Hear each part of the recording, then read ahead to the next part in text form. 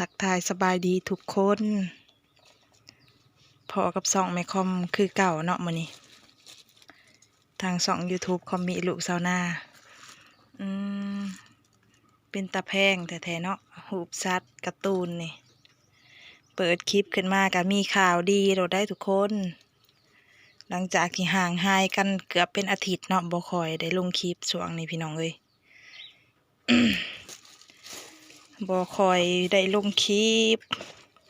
พบพ่อกันมื้อนี้ก็อยู่ที่เฮือนนั่นนางมีบุญเนาะกวยอู่กันแว่งแว่งอยู่ทั้งเฮือนผมแดดอันนี้ก็เป็นอัน เครื่องของอันเอื้อยทิพย์และไอ้ลูกจาก USA เนาะซื้อให้ลูกสาวเพิ่นนางมีบุญน้อยอุ้ยพาห้องฮึบๆมาเลยสู้มุกหาลูกสาวเพิ่นก็หากันนอนเพราะโอ้ยหน้าจุ่มเพอเวอร์อยู่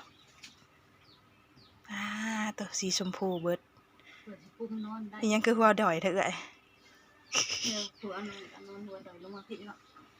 ขี่ไหลออกทางปากซะเนาะเพื่อสิกุมคนนอนได้เนาะเครื่องเดียวละดาดมันมีแต่เครื่องแม่เพิ่นซื้อให้มกสบายดีป่าดี เครื่องอันน้ำลำบนกระแมนผมบ่จักมุงจักมอนเขาไปนอนหลินอยู่หั่นแหละเนาะจะเขาไปว่าอีกครั้งว่าหัน อยู่บ่เอ่ย อยู่กับบ่เฮิง ฮะ ไม่ได้อยากไป หันกระแมน ทา นะ นได้เลยเด้จ้ะ บนอยู่บนนอนนี่กระแมนบ่แมนแต่อูเอา ได้จังได้รถเกณฑ์ สีงาม สีบัว สีบัว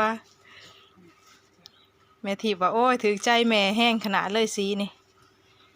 สีบัวเฮ้ย อ้าวผู้หญิงเนาะมากะบ่ได้หนาได้ล่างหยังดอกทุกคนเลยถ้าเอาซ้ำรวยเพิ่นก็จัดการประกอบบ่แล้วขี่ทดลอง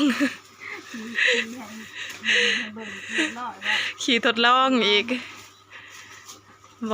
บ่ให้ได้เนาะบ่ให้ประกอบไม่ได้ให้สนั่นอยู่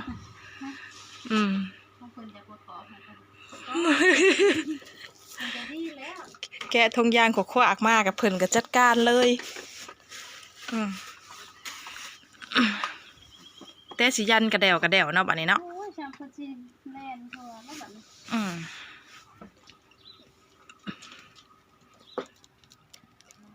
หน้าบ้านเพอเวอร์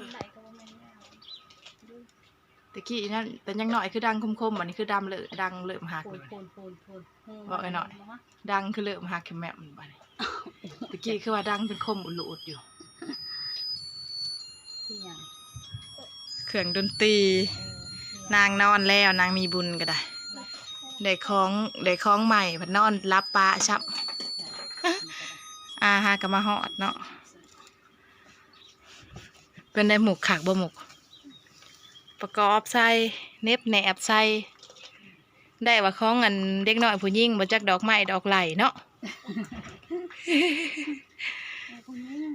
ของผู้หญิงสีสันสดใสเชียวนะติใจเป็นขาดแล้วสาวเห็ดชมพูบ่เห็นหดลูกสาวนั่งรอสำได้นี่ทาให้แม่เพิ่นถ่ายลงให้เบิ่งเด้อลูกสาวนอนรับหยัดลงร้อยมันกึกอวยมาเบิ่งดูดอกไม้น่ะมุนได้พุ่นน่ะดอกทานตะวันพุ่นน่ะจักแม่นปั๊บได้จักระดับซ้ำบ่ทันได้เบิ่งซ้ำเบิ่งฟ้าคนก่อนเนาะฟ้าคนระดับ1อีลอยนี่พอปั๊บได้จักแม่นจักระดับ3บ่หรือ4พุ่นล่ะเนาะจะผัก3ผักเนาะจักเด้ตัวเนาะอยากเห็นตอนเห็นของใหม่เด้สิเป็นแนวใดเนาะสิจืดใส่บ่หรือว่าสิเฮ็ดแนวใดบืนใส่ดาวๆแล้วเนาะ อุ้ยแห่งงามๆสับ งามแล้วบัด เอาเอื้อยขอบใจ เด้อขอมกขอบใจหลายๆเด้อเอ้ยนันทิพย์กับแม่ลูกเพิ่นซื้อเลาะมาให้ลูกสาวหลาเพิ่น อ่า เอื้อยกับอ้ายอยู่ดีมีแฮงเด้อให้ร่ำให้รวยห่างให้มีสุขภาพแข็งแรงขายประกันภัยก็ให้ลูกค้าหลายๆอยู่ดีมีแฮง สาธุแล้วขอบมกขอบใจหลายๆเอื้อยกับอ้ายกันละทีหักแพงอีดูสงสารลูกหลานนี่นะตาดำๆอยู่นี่นะนี่ตาดำๆ ตัวเหือนะเอื้อย เขามาออกผัดบ่ได้แท้นั่น เอ้าบ่ให้เอาออกวะ เอาเลยตื่น เออ ผมผ่าย ามันแล้วดีแล้วมันหมักผมผ่า อืม มันจังปอดมันยังสิบ่ขึ้น เขาออกมันก็ดึงใส่ กลุ่มกันนอนจักสิว่าจังไดบ่ โอ้ยปิ่นปึบแล้วก็ลุกมาแล้วก็จับยืน จับซองซ้ายหรอบ่ จับสายเดียวมันก็จับแขน หอย แขนเดียวก็ขึ้นได้เดี๋ยวนี้ โอ้คือเก่งแท้ว่ะ โอ้ยไปหน่อย นางหาก็ได้6 เดือนสิเขา7อีกจัก2-3มื้อ เมื่อผูกแขนนั่น ก็ได้ บอกเทียมเพิ่นน่ะไปแต่นางว่าอ่ะเอ้าคือค้านแล้วเพิ่นว่าถ้าหล่นยังบ่ทันละคานอยู่เพิ่น เอาลูกอันนี้กำลังว่าไผเกิดก่อน โอ้ยออกกรรมพร้อมกัน เฮ้ มือเดียวกัน ได้หนนะได้ลูกนะ คนมันก็ได้มือเดียวกันแล้วจะออกกรรมพร้อมกันของ เอา กรรม7 มื้อมื้อนี้ เอาห้องเล่าบ่ทันได้ค้านบ่ บ่ทันละคานเพิ่นว่าลูกเฮาบ่ทันละคานเด้ยังปีนก็ยังบ่อยากได้เลย อันนี้พระค้านเลย อันนี้ทั้งนี้ละคานเลย ห้อยผ้าเอาเนาะลอย พระเอาใหญ่ ผ้าเอาใหญ่แล้วพ่อแม่แห้งถูกข์ยากอยู่นี่ เราพระเอาไว้ใช้กระดอกกระเดียเด้เพิ่น อ่า เจ้าเรายังบ่ได้คานลูกเพิ่นเราสิไปแล้ว พ่อแม่แห้งถูกข์ยากปากมองอยู่นะร้อยใหญ่ไว้ นั่น อืม น่ะ ใหญ่ไว้ผ้าเอาใหญ่ เอาใหญ่แม่จังสิได้ไป ขากบ่หมกว่าซั่น ลงน่ะคุ้มให้สั่งเนี่ยสั่งเพิ่นแหละเอา อ่า ให้น้อง สั่งแล้วบัดเงินในกระเป๋าแม่เธอมันบ่ตอบติในใจก็อยากได้แล้วค่ะ แล้วเลย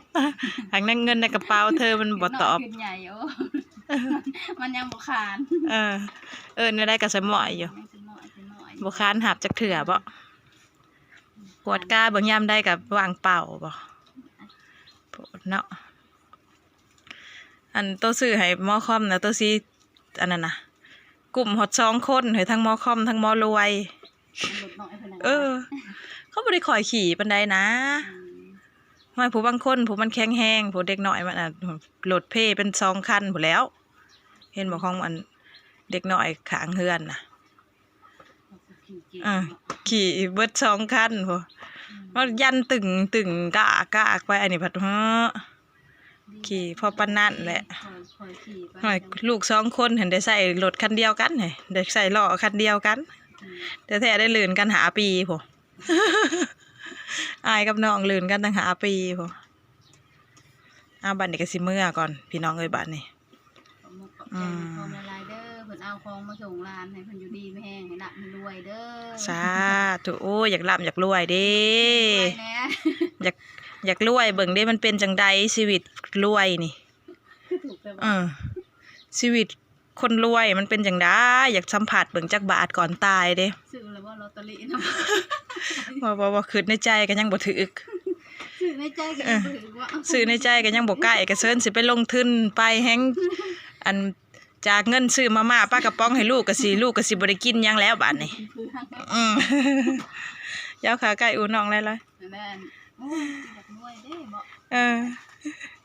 อยากรวยก็ซื้อแล้วบ่เขาว่าลอตเตอรี่นะยังบ่มีเงินซื้อ อ่ะ อยากรวยบ่ อ้าว มีทุน ดวงไผดวงมันเนาะสมมุติว่าหมู่ซื้อบัตรถือเฮาไปซื้อผัดบ่ถึกดวงเฮาผัดเอาไปมามันสิถูกย้อนลอตเตอรี่ได้มันสิบ่รวยย้อนลอตเตอรี่ได้นี่นะ ถือร้อยเที่ยก็บ่ถือบ่ เอ้ย มันหมูถือเทื่อเดียวก็ถือช้าบ่ ขนาดนี้นะเลขเวียดออกอยู่คู่มือนี่ซื้ออยู่คู่มือยังบ่ถึกแฮงได้แล้วเดือนละ2เทื่อ 1,000-2,000กิโลบ่ โอ้ยลงทุนใส่ฮู้ละ1,000-2,000ก็ยังบ่ถึกบ่แม่นสิ1,000 บาทได้1,000กีบ โอ้ยเทื่อบ่ออกบ่ได้เงินดอกสิไปหาพันแต่ว่าจะ อ่า ลอตเตอรี่ มันลายมือเฮาเนาะดวงเฮามันแนวนั้นเฮ้ยโอ้หมุนได้บ่ลอยดาวน่ะโอ้ดาวก็หมุนได้ จิ๋วๆ คักงามหลายถ้าเบิ่งบ่ได้สิเสียนั่น ให้แม่เพิ่นถ่ายเป็นวิดีโอส่งให้แม่เพิ่นเบิ่งเนี่ยเด้อตุ๊โหนอนง่ายมือให้ก็แมงซ้อนนอนยกมือไปแวะให้ก็แมงซ้อนโอ้ย มือตากว่าปิ่นปรับดูได้ นี่ได้ บ่ได้นั่นได้ บ่ได้รีรอ เออ บ่ได้รอซ่า บ่ได้รอซะปึ๊บๆโล ท่านขอยพาดสายตากับจักตกจักหยังขอบ่จักแล้วเนาะ จักนั่นก็หนูพอบ่เอามาใส่จะโลด โอ้ ไปทางใดบ่ได้กูมื้ออันนี้นะย่านตู้ของงู นางคนงามจักนายได้เลาะนี่ก็สิเลาะแล้วนำมื้อนี้นะกากิอีกแล้วนี่กลับมาฮอดเทือนกันเทิงฟ้านะทุกคนแหละกำดำเขียวเบิ่งคือพ้นสิตกแห้งเนาะลมก็เริ่มพัดมาแห้งเขา คันสิตกก็ตกจบงามๆเด้อขออย่าให้มีลมแห้งแล้วก็ขออย่าให้ฟ้าแตกท้อนผู้ขาย่านให้หลีกให้เว้นไปใกล้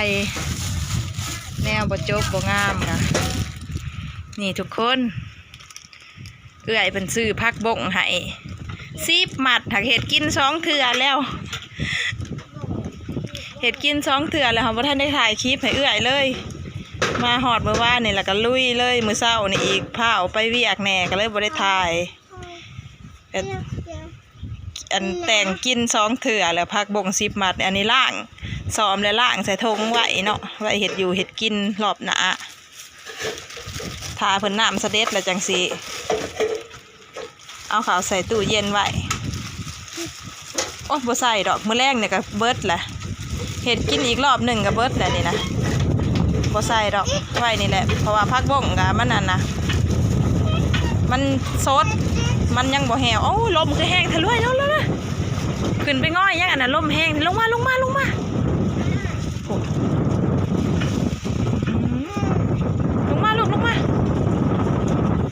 ขึ้นไปนั่งอยู่ใส่กับบ่ขากมึงดูค่ะนั่งอยู่ฐานไว้ถูไอไว้หมอแกเองแล้วแกก็เป็นอยู่กินนมนะเบิดมื้อละเท่าไรกล่องช่วงหนึ่งเนาออกนมแล้วผัดเพิ่นพามาไข่แล้วผัดบ่กินข้าวบ่กินหยังก็เลยย่านเพิ่นเมื่อยเพิ่นพ่อยซื้อนมมาให้บัดติดนมอีกป้าตัวล้มโอ้ยอย่ามาไก่มาทัดเถินลมเอ้ยเอาแต่พ้นนั่นมาลมน่ะอย่ามามีไข่อีกเนาะแตะหนึ่งเอื้อยซื้อให้เมื่อวานนี่ผักบง10 มัดไข่แตะหนึ่งไข่ก็เห็ดกินไปแล้วเนาะ ซื้อปุ๊บเห็ดกินปั๊บเนาะทุกคนตะลมโคตรแห้งเลยทุกคนขอบคุณเอื้อยนำทิพย์และไอลูจาก USA หลายๆเด้อฝากกดไลค์กดแชร์กดติดตามช่อง YouTube ตำรวจสุวรรณอยู่ต่างแดนเด้อทุกคนเข้าไปกดไลค์กดแชร์เป็นกำลังใจให้เอื้อยกับอ้ายเด้อฝาก FC ทุกท่านกับช่องของเอื้อยอ้ายไว้ในอ้อมใจเนาะก็ขอให้เอื้อยกับอ้ายอยู่ดีมีแห้งเด้อซื้อไข่ให้แม่ค่อมแต่หนึ่งกับผักบง10 มัดอ้าวเห็ดยังลูกแล้วก็ซื้ออันล่องามๆให้ลูกสาวเนาะนางมีบุญขอให้เอื้อยอ้ายกับ ขอให้เอื้อยกับอ้ายอยู่ดีมีแห้งความเจ็บจะได้ความขายมีให้มีอายุมั่นขวัญยืนเด้อให้เจริญรุ่งเรืองร่ำรวยกว่าเก่าเป็นพันเท่าขายประกันภัยก็ให้มีลูกค้า